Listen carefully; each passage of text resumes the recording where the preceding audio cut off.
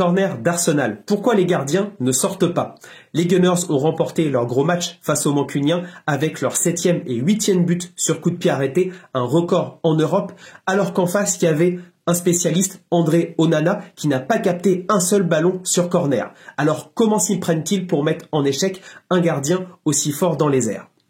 Tout d'abord, ça vient de leur stratégie sur corner. En effet, il y a le petit train au deuxième poteau et donc ils arrivent à plonger tous au premier poteau et ils créent vraiment une grappe de joueurs qui empêche la vision d'André Onana, comme ici sur le premier but de Timber.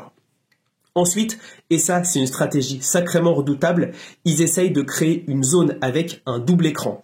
Tout d'abord, ils font un écran entre la ligne de but et le défenseur, notamment en zone, pour empêcher le défenseur d'aller aider, notamment près de sa ligne de but. Ça, c'est vraiment très novateur.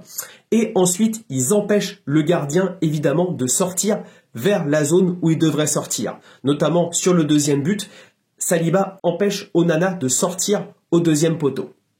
Enfin, la troisième raison, c'est surtout la qualité des corners d'Arsenal et les zones trouvées. Ici, jamais le gardien ne peut sortir, d'autant plus s'il est gêné au départ, ici par Saliba. Et franchement, ces zones sont vraiment létales pour Arsenal et les gardiens en face. Dites-moi ce que vous en pensez en commentaire, notamment vis-à-vis des sorties des gardiens sur Arsenal. Franchement, ça va être super intéressant de continuer à suivre ce qui se passe chez les Gunners et les coups de pied arrêtés.